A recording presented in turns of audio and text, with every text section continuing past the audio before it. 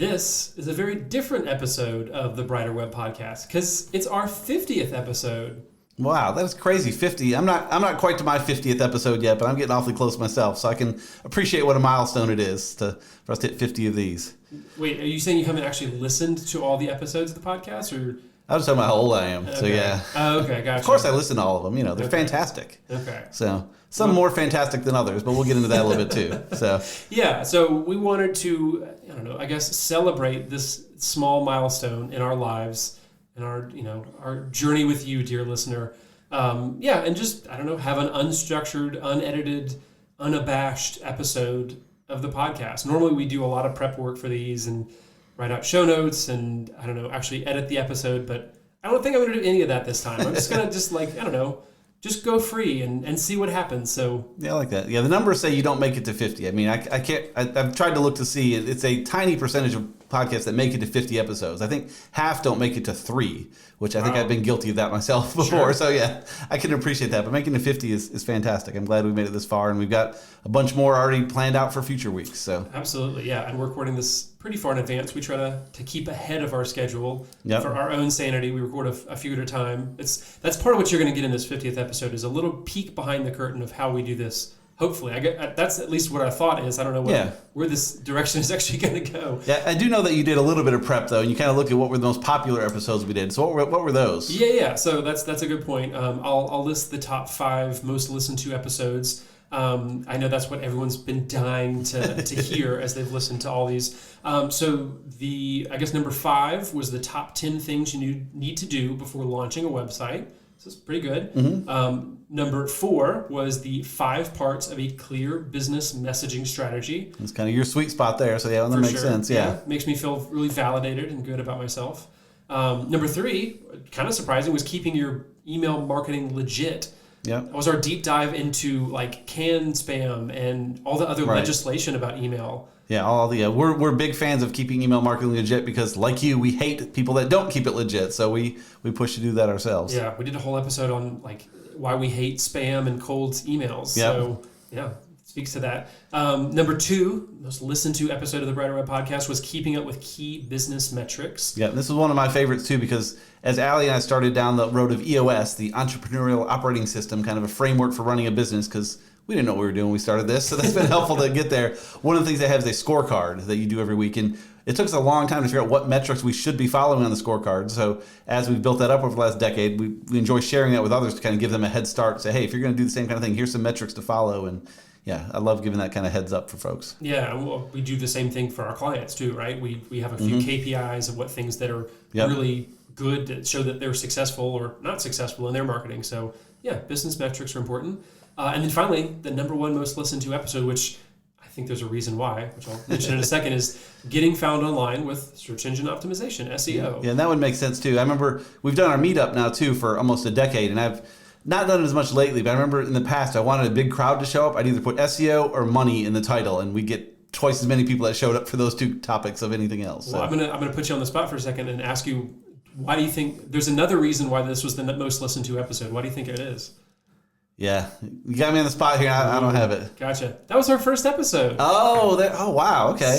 See, we're just a throwback on our number 50 episode here. That was our first ever one. So it's had the most time to build up listens. And that's kind of what we're doing here too. Is I know most of you probably haven't listened to all 50. You may have just joined us for the first time today, and so this is, if you want to go back and hit some of them, that's some good ones to hit. I know when I find a great new podcast, there's some I'll go back through and listen to every episode. Like we mentioned 2 Bobs before. I picked them up like 60 episodes in. I've gone back and listened to every single one. But for the most part, when I pick up a new podcast I like, I'll go back and pick a few of the better ones just to kind of get a feel. So those are a few of the more popular ones. If you do want to go back and catch some, the ones Robert just listed there were pretty good ones to start with. I don't blame anybody for not going back and listening to all 50 episodes for sure. Because I certainly do not have that sort of dedication for any podcast. Yeah, I do it for some. Yeah. But even then it takes a while. 2 Bobs took me a year to get back through their back catalog, but that was okay. Right. Wasn't in a rush. Just kind of threw them in the queue as I had time and catch one here or there. Mm-hmm. So you mentioned as we were going through that list, some of those that were your favorites. What are some other ones that have really stood out in the other 49 episodes that we've recorded? I really like the ones we talk about doing business the right way. We talk about that a lot. We're pretty big sticklers on, we don't spam, we don't cold call, we don't do that kind of thing. So 3 of them that we talked about specifically, we have one called Why We Never Send Cold Emails. again, the moral reason, the legal reasons, and the ways to do it right and still be successful. We talked about keeping your email marketing legit. You just mentioned a minute ago, our third most popular one. That was another one. Again, there's so many people that do it poorly, and we collectively all hate those people that do it poorly, do it, in bad ways that are amoral. And so how can you do it legit, follow the rules, but still be successful? And then the other one was, why should you bother with website accessibility? And I love, that's a bigger topic now, almost bigger than it should be, simply because of the scammy lawyers out there about it. But it's also about doing the right thing for all of your visitors and making sure they can access your stuff. So it's super important to do both legally and just to be a good human. So I love the ones we talk about just doing the right thing and the benefits from it. Because sometimes doing the right thing can hurt your business a little bit. And I think that could even be true with things like cold emails. I mean, I know if you do cold emails, quote, the right way, you can get some business from it, but it's still scummy. So I like when we can talk about ways to do things the right way and be successful with them. That's kind of the sweet spot. Obviously, these are kind of our opinions on what it constitutes for to sure. be ethical and moral and all that kind of Agreed. stuff. Yeah, it's all gray lines. Yeah, and I think we have fairly high standards when it comes to digital marketing. Hopefully people appreciate that. Some people don't. Mm-hmm. Yep. But that's a good point. I think we do like to talk about our perspective on the quote-unquote right way to do things, even though there is no one definition for the right or wrong way to do things. So, right. Yeah. The other thing I really like doing this too is same reason I write in a blog so often. I blog every day, mostly for myself, and I think it's kind of the same thing here with most of these episodes. Aside from this one, we spend some time planning and thinking. It forces us to think about accessibility a little bit deeper. We're not just coming out and spouting it and saying, let's dig in a little more, make sure we have our facts right, and we learn as we share. So it's kind of a learning experience for each of us to plan these topics and to research a little bit and then to share and do all that stuff. So we're learning a lot as we go. That's a good point. Yeah, and I think that kind of reveals a little bit of why we even do this podcast, which is something worthwhile talking about on our 50th episode.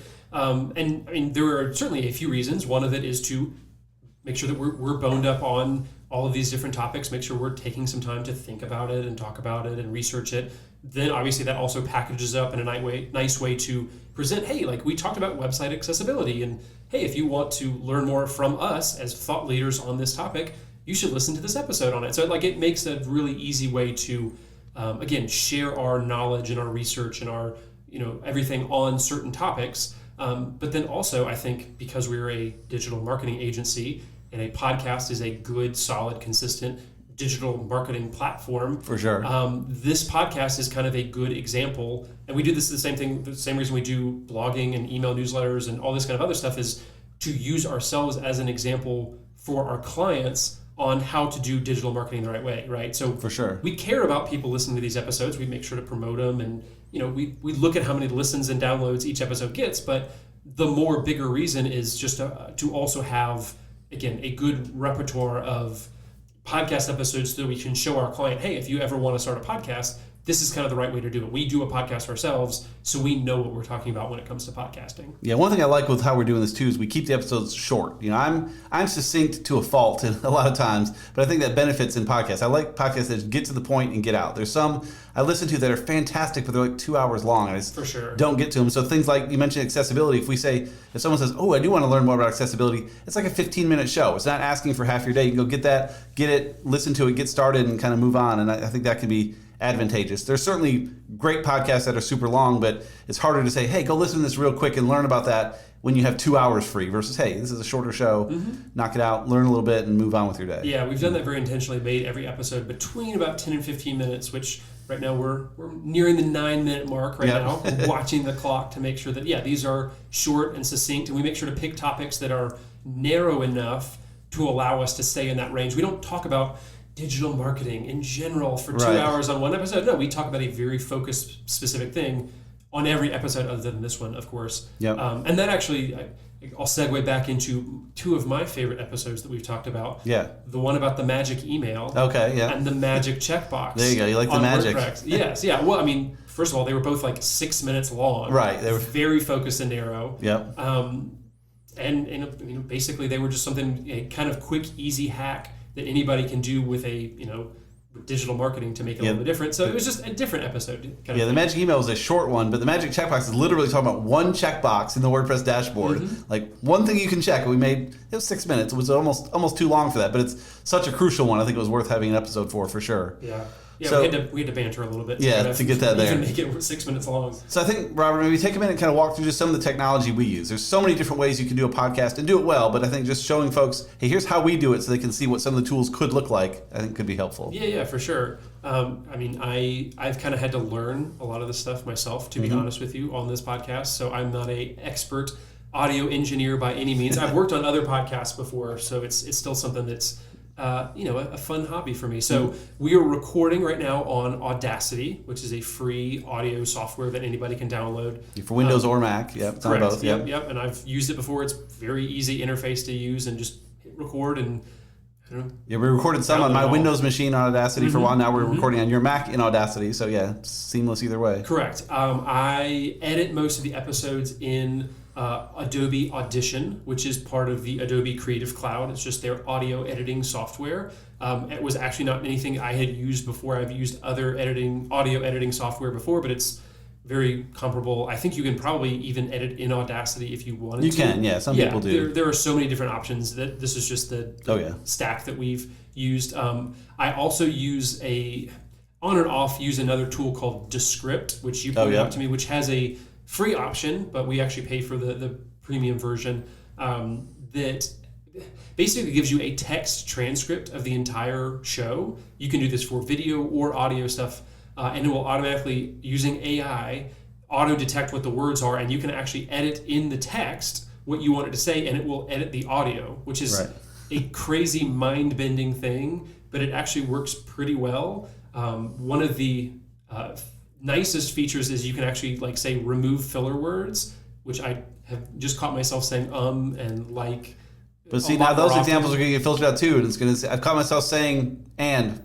Yeah, we'll see what it does. No. This episode is completely unedited. Oh yeah, okay. This one's raw, so I'm not. We're going to leave in all the and likes, and although I will say, when you go in and see how many filler words are in there, and it says there's 600 instances of and like and such as, it makes me feel real self-conscious about how I speak, but that's how we are on the Brandon Webb podcast. I guess. You go. It helps me kind of clean things up a little bit. So I run it through that filter first, the Descript tool, then I run it through Audition to put on the music and make sure the levels look good and everything. And then we use Podbean as our podcast host site, which again, there are so many different podcasting sites that you can use. Podbean is just a solid. I happened to pick them years ago for the first iteration of this podcast, far before you came along, and we figured it'd be easier to use that one that we already have established and to set up a new one. It's kind of why we went with them, really. That's our logic. But they're solid. They're good. Yeah. I think Anchor.fm is probably the other top choice just because it's free. Podbean does have a cost. I think it's $10 or $20 a month. It's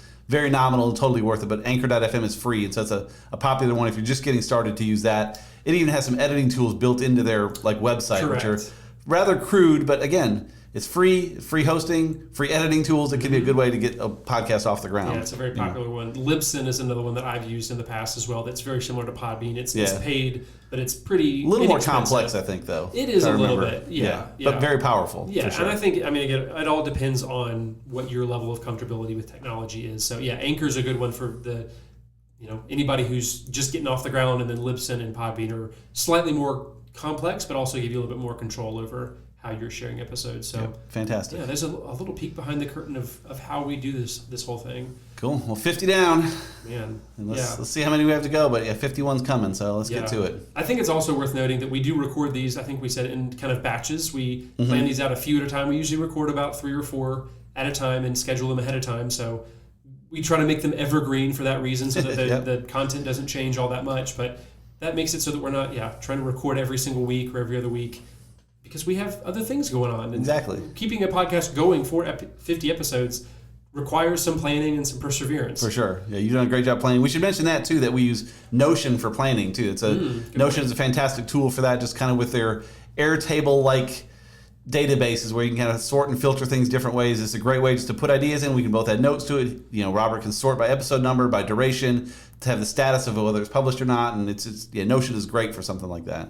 Yeah. Okay. Well, we're nearing the 15-minute mark, which is what we like to hit on just about for every episode. So I don't know. This has gone a lot better than I thought it would. We just decided to come in here and just spitball and improv, which usually doesn't go super well. No, I think it went well. It's not my strong suit, but nicely done. Yeah. Maybe we'll do it again sometime. Maybe once we hit 100 episodes. Yeah, 100 will be something good. We'll have to party for that one. That's right. Yeah. Okay. Well, hey, this has been a good episode. I'm not going to do an official outro. I didn't do an official intro because it's a different episode, but we do really appreciate anybody who's listened to these episodes, especially if you actually listen to the end, because once that host hits the little outro template, I know I tune out as well. So for anybody who's gotten this far into this episode or just into the show in general, we really appreciate you. Keep listening. We're going to keep coming up with episodes and let us know what you think. I don't know the best way to reach out to us, but we always like to hear from you guys. And just go to abrighterweb.com. It'll take you to the episodes, and there's contact info there. Yeah, certainly reach out if you have questions or ideas, or tell us we were wrong about something. We love it all. So bring it.